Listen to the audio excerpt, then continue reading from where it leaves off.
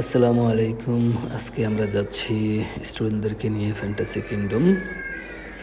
তো সবাই গাড়িতে উঠছে, সকাল ভোরে ভোরেই গাড়ি ছেড়ে দিবে, আগেই বলে দিয়েছিলাম।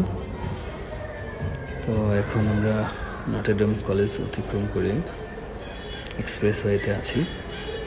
এক্সপ্রেসওয়ে ধরে আমরা উত্তরা দিয়ে বিয়েবাড়ি দিয়ে আমরা সাভারের ওই রাস্তাটা দিয়ে সহজেই ফ্যান্টাসি কিংডম যাওয়া যায়। তো সেই হিসেবেই আমরা রওনা দিয়েছি। ড্রাইভারকে আগে থেকেই বলা ছিল। যাই হোক, ফ্যান্টাসি কিংডমের গেটের সামনে পৌঁছে আগে থেকেই বুকিং করা টিকিটগুলো স্টুডেন্টদের হাতে পরিয়ে দিচ্ছি। তারপর আমরা এখন ফ্যান্টাসি কিংডমের ভিতরে ঢুকবো। ঢুকেই তাদেরকে প্রথমে যে গাইডলাইন দেওয়ার কথা, কেউ একা কোথাও যাবে না, সেগুলো বলে দিচ্ছি। তারপর ইউনাইটেড কোচিংয়ের পক্ষ থেকে একটা চিল হলো। ফ্যান্টাসি কিংডমের মূল গেটের সামনে একটা ছবি ধারণ করেছি আমরা করে, তারপর সবাই ভিতরে ঢুকেছি। ঢুকে সবাই চারপাশটা একটু দেখে নিচ্ছে, কেউ কেউ বেরিয়ে করছে। প্রথম রাইড হিসেবে আমরা অক্টোপাসের মধ্যে উঠি, সান্তা ক্রুজে উঠলাম পরবর্তীতে। তারপর আমরা সান্তা ক্রুজ থেকে পরবর্তীতে সেই রোলার কোস্টারে ওঠার জন্য লাইনে দাঁড়িয়েছি সবাই। দীর্ঘ অপেক্ষার পর অবশেষে রোলার কোস্টারে আমাদের পালা আসলো। এই ব্যাচটা নামলেই আমরা উঠব, সবাই একই ট্রেনে। আমরা সকল স্টুডেন্ট এবং টিচার সবাই একবারেই উঠব, আগে থেকেই বলা ছিল। যাই হোক, আমরা উঠলাম। আমাদের রোলার কোস্টারও ছেড়ে দিল। এখন আমরা আস্তে আস্তে উপরের দিকে উঠছি, সবাইকেই দেখা যাচ্ছে ভিডিওতে। একদম হাইস্ট পয়েন্টে ওঠার পর রোলার কোস্টারটা কিছুক্ষণ থামলো। তারপর ভিন্ন অ্যাঙ্গেল থেকে আমরা একটু দেখার চেষ্টা করলাম।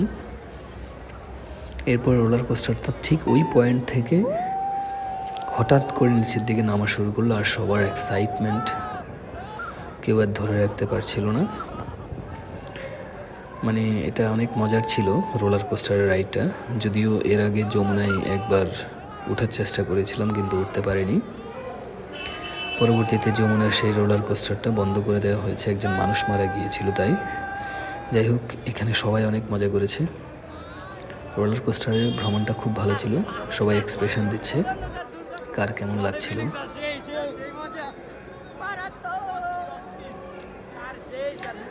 তারপরে একে একে সবাই এক্সপ্রেশন দেওয়া শেষ করলো। আমাদের সবশেষে স্বরূপ স্যার একজন কানে ধরে বললো যে আর কখনোই এটাতে উঠবে না। স্বরূপ স্যার বললো এটা বেস্ট ছিল। তারপর এই পাগলা একটা রাইডে আমরা উঠলাম, যেখানে উঠে কখনো ভিডিও করা পসিবল ছিল না। সবার এক্সপ্রেশন। এই রাইডটাই সবাই অনেক বেশি ভয় পেয়েছে। এতটাই ভয় পেয়েছে যে কেউ কেউ বুকে এখনো ধড়ফড় করতেছে। সবার এক্সপ্রেশন শেষে একজন কেঁদেও দিয়েছে এখান থেকে নেমে। যাই হোক, এটা অনেক এক্সাইটিং ছিল। সবাই আবার বলতেছিল আবার যাব, কিন্তু এটা আর সম্ভব ছিল না। পরবর্তীতে আমরা সুইমিং পুলে ঢোকার জন্য প্রবেশ করি। সবাই ঢুকেই স্লিপ করতেছিল এগুলোতে। তারপর গান বাজনাতে চলে গেল সবাই। আমরা নামার ঠিক পর মুহূর্তেই ওয়েভ দিয়েছে। ওয়েভের তালে তালে সবাই সেই জমিয়ে নাচ। কিছুক্ষণ সময়ের জন্য সবাই পানির মধ্যে হারাই গেছে।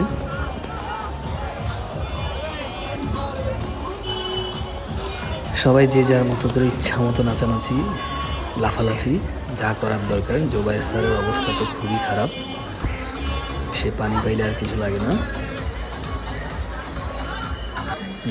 সবাই মোটামুটি সেই নাচের পর পানিতে মোটামুটি অনেক আনন্দকর সময় সবার কেটেছে। সবাই খুবই এনজয় করেছে পানির অংশটা। পানি থেকে উঠেই আমরা কিছু টিউবের মাধ্যমে কিছু সরু নল দিয়ে এক্সপ্লোর করছিলাম। এটা খুবই এক্সাইটিং ছিল। আমি এক্সপ্লোর করার পর আমার একজন ছাত্র আমাকে বলল, স্যার আপনার সাথে একটু যেতে চাই। পরে তাকে নিয়ে ঢুকলাম। এরপর ওকে নিয়ে রাইড দেওয়ার পর ও খুবই খুশি। বাকিরাও চাইছিল যাওয়ার জন্য। এখন আমাদের জোবায়ের স্যার আর স্বরূপ স্যার তারা একসাথে দিচ্ছে। তারাও খুব মজাই ছিল সব সময় একসাথে। পরবর্তীতে কিছু স্টুডেন্টও একসাথে দিল, সবাই একসাথে চিয়ার আপ করলাম কোচিংয়ের নামে।